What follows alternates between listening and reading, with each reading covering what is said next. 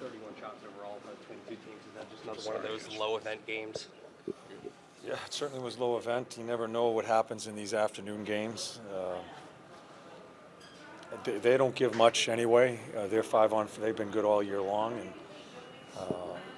we're just trying to check. And it's kind of weird how the game turned out, but game of patience, we found a way. How impressive has Sam Ersson been, especially since the holiday break, not just tonight? Yeah, he has certainly steadied himself. And again, not a lot of action tonight for him. We ate shots all over the place. I think we had 30-plus shots that we blocked. But he steadied himself. Yeah, he looks more confident, and hopefully it'll continue. Obviously, people are going to remember the goal by Bobby Brink, but the shift before that, where you have Jamie and Nick Sealer both hobbling around, then you get the breakaway to draw the penalty. Is that exactly the kind of sacrificing behavior you need in a game like this when it's so tight? Yeah, and then we were stuck. Yeah. We were stuck there, and I'm not sure how many shots actually got to the net.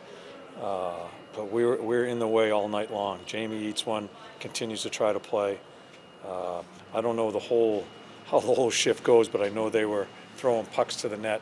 A lot of them didn't get there. So it's the way we play. It's the way we have to play. We're certainly not going to get into a run and gun with that team. They're a pretty quality team offensively. You don't draw a game. We were going to check, but no one would have thought that the shots would have been like this by either team through 3 periods. That's the way it worked out. Who blinks first? We find a way to score a power play goal on nothing but grinding and one pass that's in the net. I don't think a pass was made until we scored the goal. And then we did a good job in protecting that lead. You talked a lot about the puck support with that line specifically, with the Cates line at 5-on-5. On the power play, though, that's just what they were doing. It's 2 on the puck. Yeah, two on one it's guy. It's three around the puck. That's what you have to do on the power play. Anyway, that's what we put them on the power play as a line, because we'd figured we'd come up with the puck. They haven't received much power play time because the other group I think has been close and has been doing a pretty good job.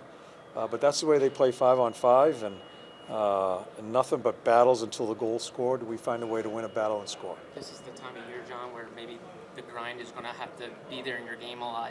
Are you almost happy to see a game like this where you guys can do it? Well, I'm happy that we didn't, because what happens when there's not a lot of chances either way, and I think they did a pretty good job too, is you just don't want to give up odd man rushes. You don't want to overexert and lose your patience. You need to stay on your toes, but also keep your patience.